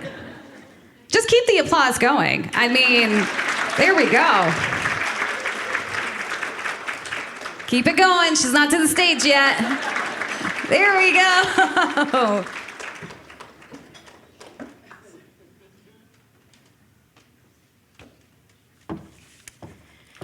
Good morning, everyone. Last year, I was very nervous when I was called on stage as the Athena Award winner. I didn't have words. I was lost for words. And all I could think about is, wow, why me among all the women that were seated in this room? And so today, I think I get a chance to be able to reflect back and share with you this morning what that really means or what that has meant for me. Winning the Athena Leadership Award is a reminder that our contributions are indispensable to the fabric of society, and I'm reminded of the incredible power and potential that resides within every one of us, especially as women leaders, and particularly for Black women. This has been a recognition not only of my accomplishments, but also of the countless Black women who have paved the way for me and for generations of trailblazers who will follow after me and for years to come.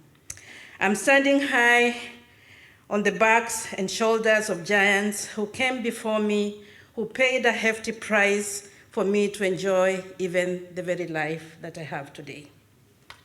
As a Black woman and as an equity, diversity and inclusion leader and champion, winning the Athena Leadership Award has held particular significance to me, igniting a fire within me, a passion to drive meaningful change, and a reminder of the importance of representation, of breaking down barriers, of challenging stereotypes, and of creating opportunities for equity-deserving voices to be amplified, to be valued, and to be celebrated.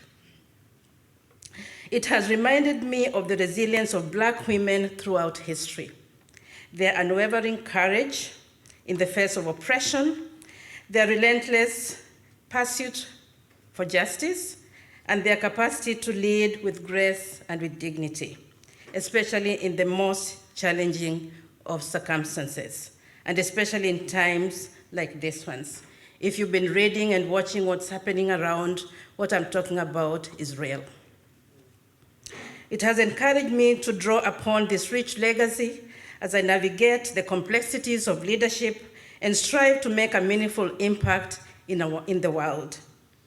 For all of you inspiring inclusion, our contributions act as advocates for an inclusive society, and we have work to do. There's a lot of work for us to do to make sure that the society that we live in today, the community that we live in today, is fulsomely inclusive. Over the past year, this award has provided me the opportunity to advocate for change, to challenge the status quo, and to drive meaningful progress in our community and beyond. It has empowered me to amplify the voices of the underrepresented equity-deserving groups, advocate for justice and equality, and create a more inclusive and equitable environment for all.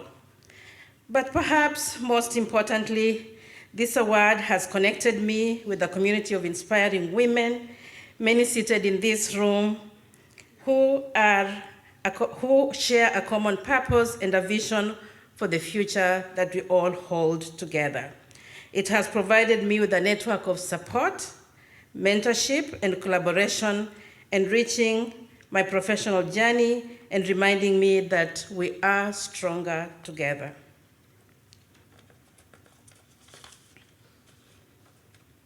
As women leaders, it is our responsibility to support, to uplift, and to empower one another.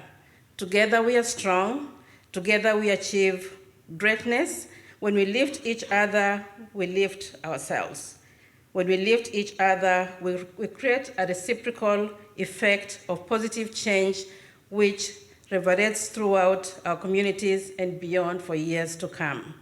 Let us be mentors and champions to our fellow women, to our young girls who are growing up, and let's lift them up to greater heights of progress, because each and every one of them is looking upon us and wondering whether they see themselves reflected in us. So we have work to do, and I call each and every woman in this room to step out and do your fair share of the work.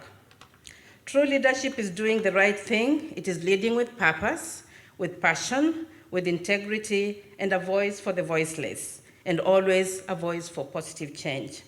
As equity-deserving women, we face barriers and obstacles that others may never encounter and experience. I therefore call upon all of you to join in creating a more equitable world for all. Chimigwech, asante sana. Thank you, and for our leader today, congratulations.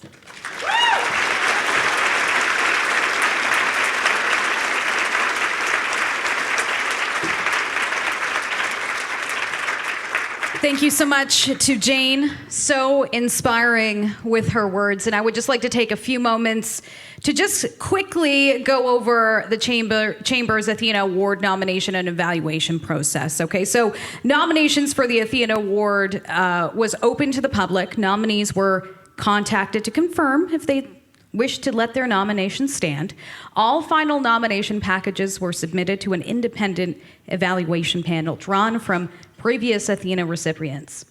These members form a group of individuals with exceptional integrity and business experience across a variety of sectors, and were required to sign a confidentiality agreement as well as declare any conflict of interest. So submissions are assessed through a numeric scoring process and measured on the nominee's ability to demonstrate their qualifications against the award criteria. The recipient is determined by the nominee receiving the highest combined average of judge scores. So this year, the evaluation committee tasked with determining the recipient of the Athena Leadership Award must be an extremely challenging task in this community, consisted of past award recipients. So we would like to thank the evaluation committee for volunteering their time, for ensuring proper process that was followed. And we would also recognize all we would also recognize all the nominees that are making a difference in our community, and we encourage them to continue to do just that. Ladies and gentlemen, we are now going to present the Athena Leadership Award 2024. Recognizing someone in our community for their achievement is most certainly a great way to highlight this amazing event. Wouldn't you say? Yes? At this time, I would like to invite Sherry Smith, Vice President of Academic Innovation and Student Services, Sault College, to say a few words and to present the Athena Award along with Traci and along with Jane. Keep the applause going. She's got to make it to the stage.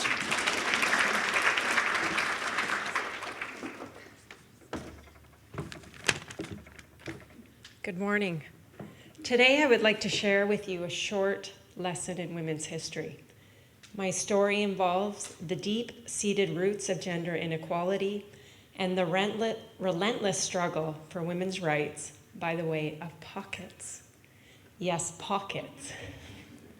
Starting in the 17th century, pockets were for men to carry keys to the castle, bills and coins, tools for their trade, symbols of their independence held in spacious, deep pockets. Women, on the other hand, were relegated to carrying small, often hidden pouches, or relying on men to hold their necessities. The absence of pockets was not merely a matter of fashion and convenience. It became a symbol of women's dependency and restricted autonomy in a patriarchal society. As the winds of change began to swirl, pockets evolved into a fight for liberation, a small yet significant battleground for the fight for women's rights. The suffragette movement, which transformed the 19th and early 20th centuries, just didn't demand the right to vote. It challenged every facet of women's oppression, including the right to have pockets. Women wanted independence, equality, recognition for their autonomy, and for goodness sakes, a place to store their belongings and jingle their coins. The struggle for pockets is a testament to the broader fight for women's rights. It highlights how inequality is woven into the very fabric of our lives. To this day, women's pockets are on average 48% shorter and 6.5% narrower than men's pockets. And how many of you women have put on a pair of pants this morning where the pocket isn't a pocket?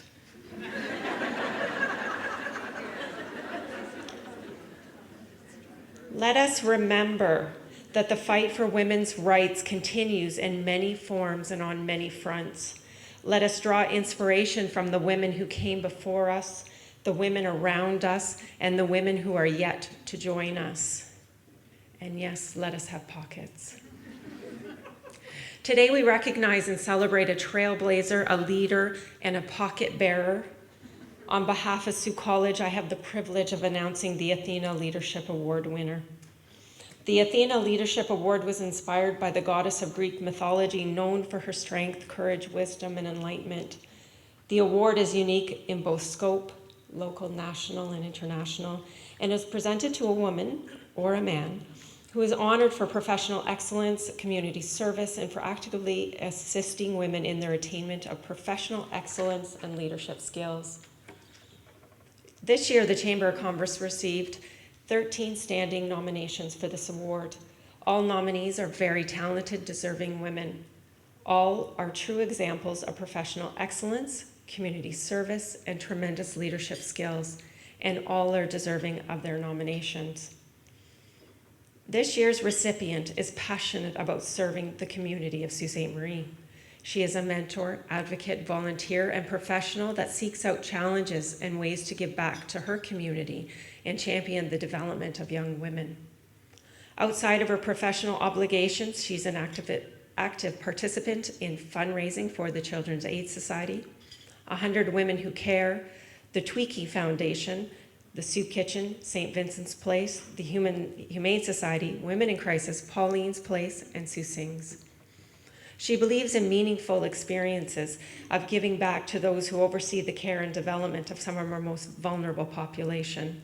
She has had the opportunity to mentor students, open doors for them professionally, guide them through their careers, and support them through advice, references, training, and opportunities. She has mentored 2 young women in particular who had their first jobs in marketing and communications with her team and worked with them to grow their experience, skill set, and confidence through their time with her. Outside of her work, she is a mother of 3. She hopes to instill even a fraction of strength, compassion, and bravery that has been modeled for her by women she has been surrounded by during her lifetime. She has been the recipient of many awards, and we are pleased to announce that the 2023 recipient of the Athena Leadership Award is Jasmine Rowley.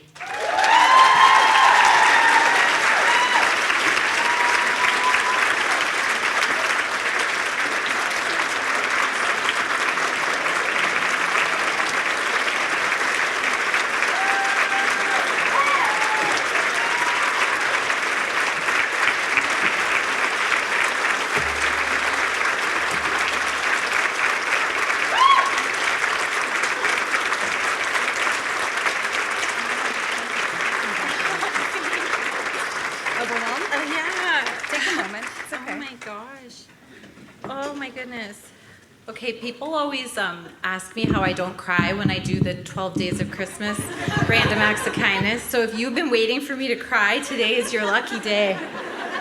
Oh my gosh. Oh, it's so pretty. Right? It's oh my gosh, thank you. Oh, wow. Okay. I feel like I'm at the Oscars and the people say they're so surprised and then they pull out an 8-page speech about all the people they want to thank, but I am nothing if not perpetually prepared. So, oh gosh, I am truly humbled by this recognition. Even being considered among the incredible women in our community who are blazing trails, innovating in their industries, and working to uplift others is a true honor. To actually receive the award is surreal, and I wish I would have wore waterproof mascara today. I am very used to shining a spotlight on other people, but to be given a moment to reflect on my own journey and accomplishments is something new to me, and this is pretty wonderful. I pride myself on being an innovator, a disruptor when needed, and hopefully am considered a community leader. I've been aspiring to be one for as long as I can remember, as evidenced by my grade 2 report card, which said, "Well, bossy at times, Jasmine is a natural at organizing class activities and her reluctant classmates." I had big, ambitious goals from that age on and moved across the country to follow my dreams of working in media. From the journalism program at Western University to Vancouver Film School to my first job in television at TVtropolis to Toronto coordinating red carpet events and press junkets for the likes of Universal Studios to then getting the chance to return to my roots here in Sault Ste. Marie, it's been a rewarding and exciting ride. I've never settled or taken the easy road. I want to quote, unquote, have it all. And looking back now, I truly believe I have achieved that. I had the opportunity to give back to our community through meaningful volunteer work, hosting, fundraising, and promoting countless worthwhile initiatives. I spearhead impactful programs that brighten the lives of others and spread joy in our community. I have found limitless fulfillment in the creation and growth of Village Media's Random Act of Kindness program, where we surprise extraordinary community members, and I'm proud to say is now in over a dozen communities across Ontario. Oh, thank you. All of this while raising a beautiful family and having a full, fun, and joy-filled life. I would say I have somehow managed to achieve it all. But it wasn't all preparation, dedication, and hard work that allowed me to have it all.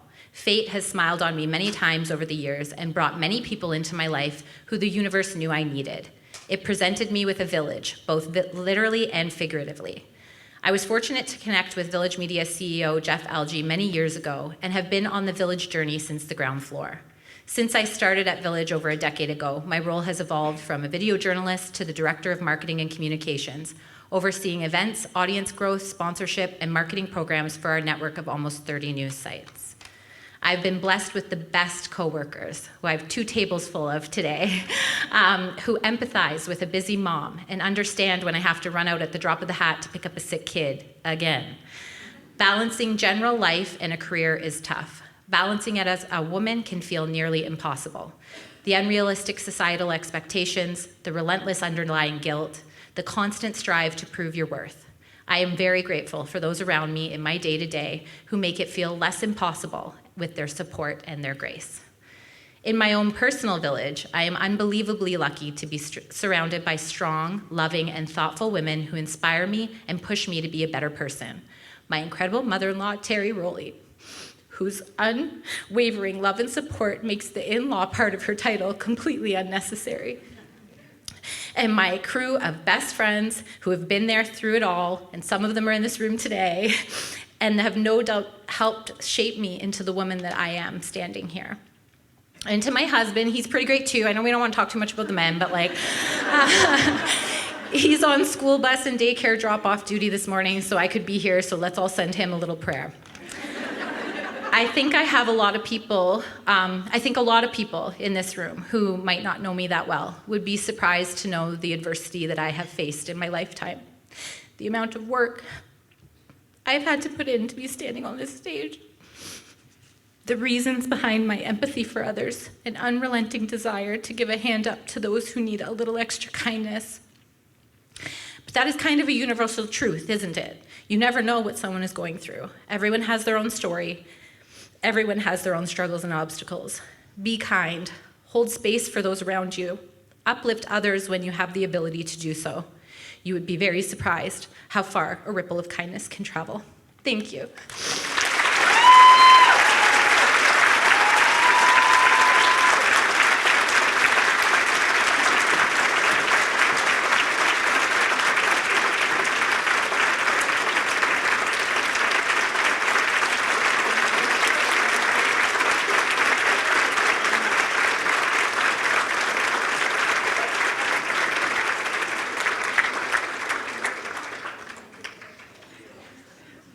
What an amazing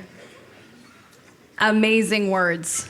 Amazing words we've heard from everyone. And I just want to see all of our past Athena Award winners. Please stand if they're here.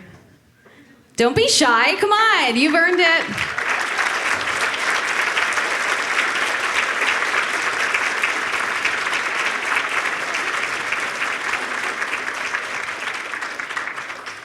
It truly is amazing. I'm just going to quickly read the names. I know we're running short on time, but I feel like all of us, we're just like, we don't care because we're just here to celebrate each other. So Diane Marshall, Rosemary O'Connor, Carmelo Novello, Candy Mitchell. I need my glasses. That person's name's not on the list. Ella Jane Richter, Antoinette Blunt, Marianne Zildowski, Jody Rebeck, Catherine McCrae, and I'm sorry if I don't get your name wrong, does not mean that you don't inspire me, you definitely do. Marnie Stone, Mary Pascuzzi, Donna Kanunin, Donna Hilsinger, Debbie Amoroso, Doris Ann Ray, Susan Milne, Linda Ryan, Monica Dale, Karen Bird, my girl, Lene. We have Asama, we have Marilyn King, and of course, Jane. It's just such an amazing list, and what a great event this has been. And also, I just want to say before we let you out and enjoy even more of your International Women's Day, I would like to remind you that this event wouldn't be possible without the partnerships and the contributions of many. So on behalf of the Chamber, we would like to extend a very special thank you to our panelists, of course, Jennifer, Carolyn, Lisa, for opening up, sharing their experiences, their knowledge, their wisdom, those little nuggets of wisdom, I like to say. And we would also like to thank Monique for the excellent job, Karen, Traci as well. It's just been an amazing day. A round of applause for every single one of you in this room. Our 2023 Athena Award winner, every single person that has made this event possible, the Chamber, and we hope to see every single one of you again. And I don't know if when you guys give speeches or whatnot at the end, when you've done something really big and something that's kind of scary, you write a little note to yourself, so I did. You did it. Be proud of yourself. I'm proud of all of you. Thank you so much.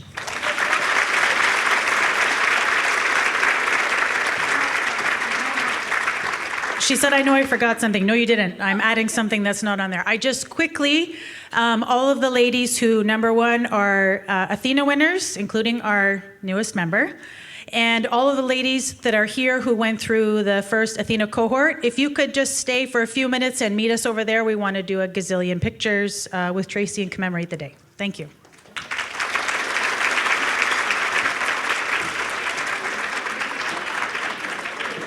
Also, before everyone goes, we have a door prize.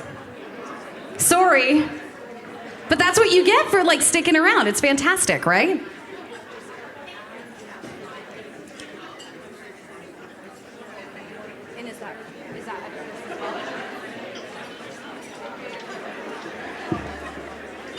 Okay, here we go. And if you win, this is what you win. Cavanna gift certificate. So you can get a business portrait session and one retouched digital image file. So who's our winner? If it's a guy, I swear. So just stick around. We might need to pull another one. 606, sorry. Probably, there we go. I'm of a certain vintage now. So 6804052.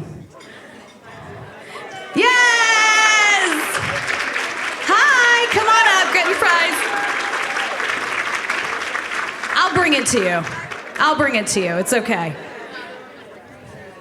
Thank you, everyone. Have a great rest of your day.